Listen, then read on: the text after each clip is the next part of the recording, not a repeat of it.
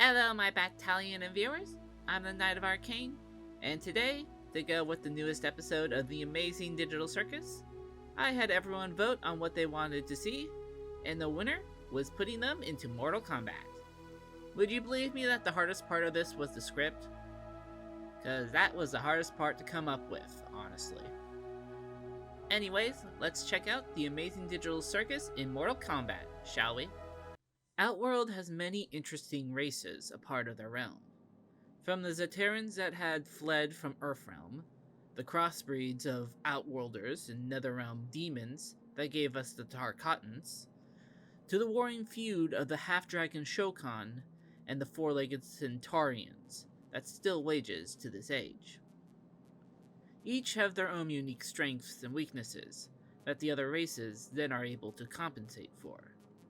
So, what if you tried to create something that had none of these weaknesses?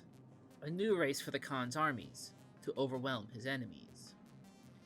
The sorcerer Shang Tsung tried that, deep in his flesh pits, a place few know of, few have seen for themselves, shown only to his lord and like-minded allies, like his fellow sorcerer Quan Chi and the Mad Doctor of the Cyberlin Kuei, Afton. And a place few have ever made it out, alive. For many fruitless nights, Shang Tsung tried to create something using the DNA of many subjects so he could create something spectacular, yet they always seemed to fail. His last experiment for this lived, but was still deemed a failure to the sorcerer's eyes. A freakish mismatch of the different parts of the races that could barely walk with its different legs, and seemed unlikely to be able to fight and use the strength the Shokan genes possess. Shang Tsung had it thrown out of the pits and into the streets, believing it wouldn't survive the day. Yet, even with the creature being dazed, confused, and scared, it quickly learned so it could survive. Taking the name Zutaro, they learned how to survive by observing those around themselves, quickly figuring out their own strength and how to use their Tarkatan spikes to fend off attackers, along with finding a way to acquire food and a mismatch of clothes for themselves, through many tactics and small jobs. Over time, they were able to get a small room to live in and a job as a bouncer for a bar. But this gave them a moment to ponder and question themselves. Just who was Zutaro? Really? And what is their place in the world? The feud between the Shokan and the Centaurians meant neither accepted them. They may have some features of the half-dragon semi-giants, like the extra arms and some of their horns, but they also had the tail, left leg, and curved horn of their hated four-legged foe. Few Tarkatans were in their area, and the Zaterans kept to their own groups, leaving Zutaro alone.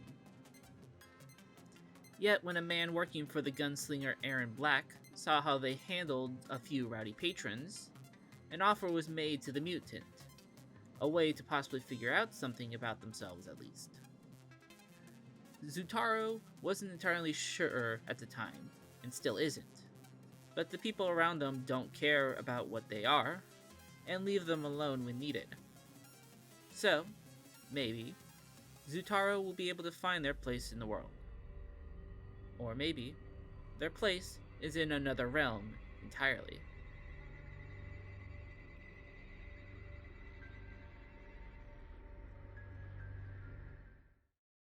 Many warriors and champions always seem to find their way to each other over time. Some joining the clans of the Lin Kuei or the ninjas of the Shirai Ryu, others joining up with Earthrealm's guardian Raiden to be trained at the gods and his allies' temples, and some being hired by the special forces, all working against otherworldly threats to those they love, their realm, or for their own interests. Though some want to cause chaos. The man known as Jax is a strange one for sure, his full backstory unknown, yet has ties to multiple organizations, both in Earthrealm and in Outworld. For a time, he was a hotshot rookie officer in the Special Forces under Sonya Blade, Yet his lack of empathy and general attitude made him butt heads with his commander on multiple occasions, along with trying to pass off his pranks, schemes, and other antics on missions on his fellow officer, coincidentally also named Jax, though it never worked. His malicious attitude towards his enemies added to the reasons Jax would have been dishonestly discharged if he didn't suddenly leave the base in the middle of the night, with multiple pieces of tech and data from the Special Forces with him. Afterwards, it was with the Lin Kuei he found himself with, picking up many tricks and skills from the ninjas, though annoying many of the other members of the clan as well. But Jax is perceptive, and when it seemed another divide would happen in the Lin Kuei, he booked it before he'd need to be dragged into whatever infighting was sure to happen.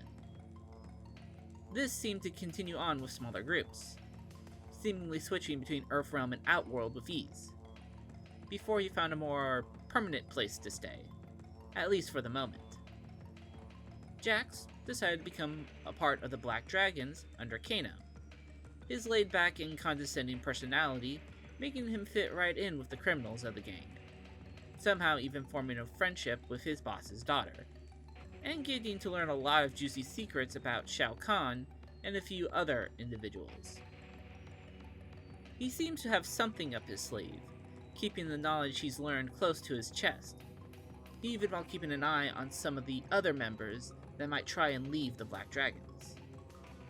Jax is only on his own side, the one he believes will bring him the most success, fun, and with little danger to himself. But even he knows his luck will one day run out, so let's see what chaos he can do before then. Jax will have the last laugh, if he has anything to say about it.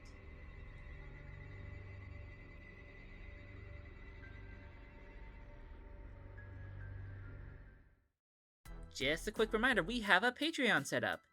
It's a great way to help support the channel. As a patron, you get access to monthly polls, early access to content, and monthly art-related rewards, starting with character headshots. So if you can, head over to Patreon to become a patron today, starting at $3 a month. Every little bit helps. Anyway, now back to the combatants. The Ungadi were once the greatest warriors for the Indinian royal family. But with the realm being conquered by Shao Kahn, and most killed at that time, with one of their own facing something worse than death in trying to end the conqueror, a rift formed, some following the Khan, and others keeping true to their queen Sindel, and eventually her daughters, Melina and Katana. It was hard for the warriors to keep their vow to the queen and the princesses, as more of the older guard fell and new guards were trained to become Ungadi loyal to Shao Kahn. But they made do and were able to bring some new members into their circle. One day, Li Mei, one of the Ungadi commanders, would find a young girl with red hair and missing her right eye, while on patrol along the outer perimeter of the palace. Hungry, shivering, with only dirty old rags clinging to her body to try and keep herself warm. Feeling pity, and remembering the visage of a fallen sister, Li Mei decided to bring the girl inside to save her life. Seeing the orphan in the commander's arms, some of the guards were annoyed by this gesture of goodwill, believing the girl to be beneath them, while others aligned with Li Mei had agreed she did the right thing. The Khan would soon learn of this and wanted to execute Li Mei and kill the child. But his daughter Katana stepped in, wanting the child to be spared, and offered a solution to have her trained to become part of her personal guard. Reluctantly, he would agree to this, forcing Li Mei to be the child's teacher, and branding the child with a name to mock how she was found on the streets in rags, calling her Ragatha.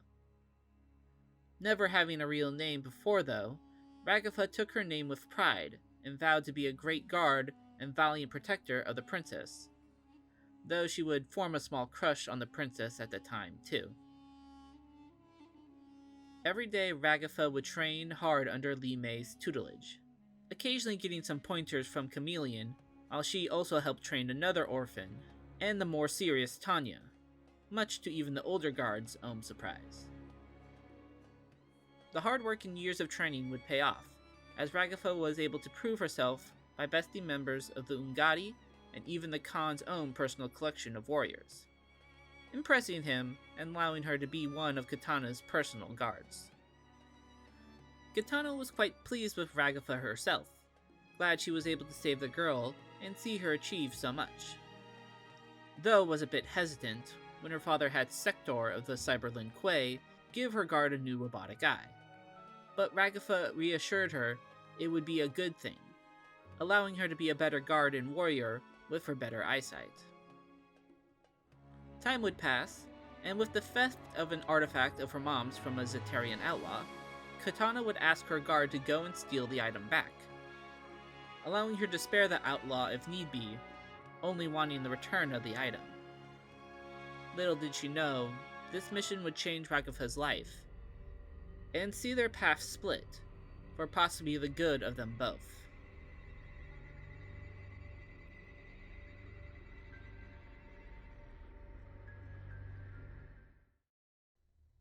Pomni had many questions about her life and who she was, unable to remember anything before she was found battered and bleeding by the Black Dragon clan in Outworld. Kano at first didn't really care, taking the woman in to trick her into joining them as repayment for their hospitality, but was then surprised to find she was a cryomancer, not believing his luck, knowing how useful one would be for his organization, even if the Cyberlin Quay would annoy him to the Netherrealm and back in hopes of having her for themselves. And since she had no memories of her past outside of her name, Kano made up a lie to her, claiming she was one of his daughters who he had to leave with her mum to protect them both due to their cryomancer bloodline. But it seemed they were found and killed by the Shirai Ryu, due to their hatred and prejudice to any cryomancers because of their feud with the Lin Kuei. Pomni surprisingly accepted the lie and joined the Black Dragons, getting to know many of the clan, including Kano's actual daughter, who didn't believe her father but didn't see the harm with the lie, and was surprisingly cool with being seen as an older sister by the extremely pale girl, though she didn't get along with Jax, who also figured it was a lie, but didn't care and just wanted to tease the hell out of the girl.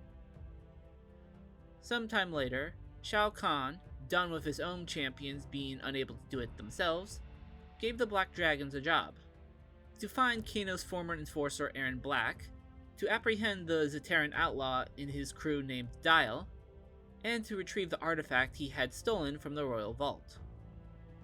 Kano was happy to oblige, and his group met up with some of the Khan's forces to bring the outlaw in.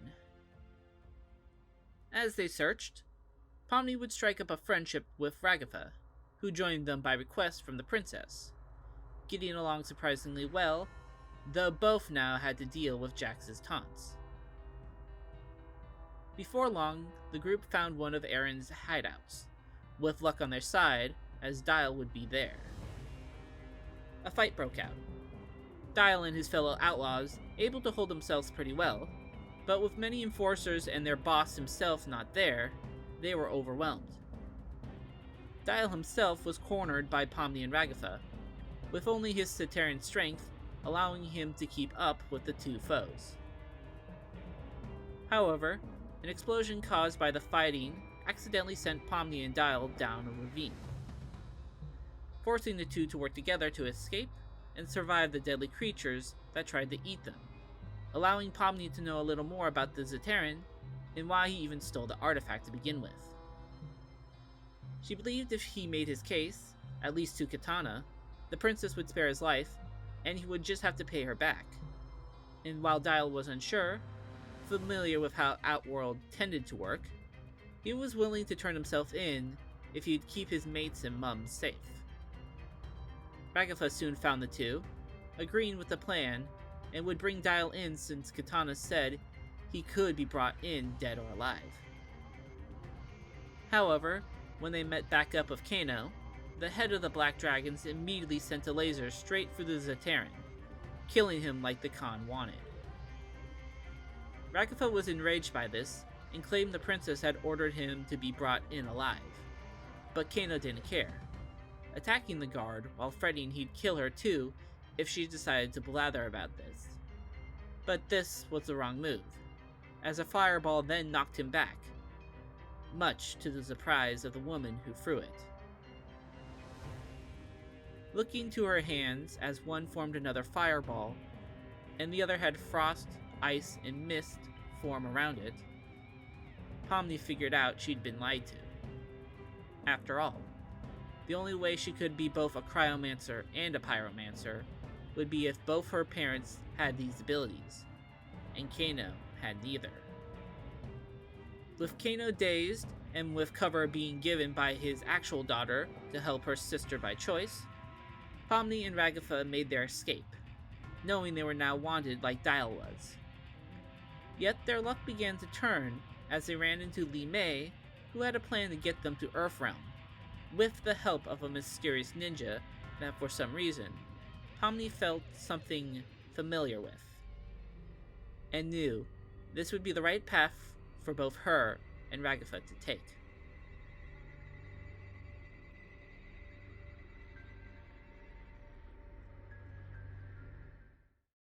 And that was the Amazing Digital Circus in Mortal Kombat. I love what I came up here with the designs, and I've probably foreshadowed a few ideas I have with other Mortal Kombat videos in the future. But what did you think of them? Let me know in the comments, along with other Digital Circus characters I should put into Mortal Kombat, other series I should put into Mortal Kombat, and other ideas I could do with the Amazing Digital Circus. For more Mortal Kombat content, we have when we put FNAF characters / animatronics into it, along with when we put Hazbin Hotel characters into it.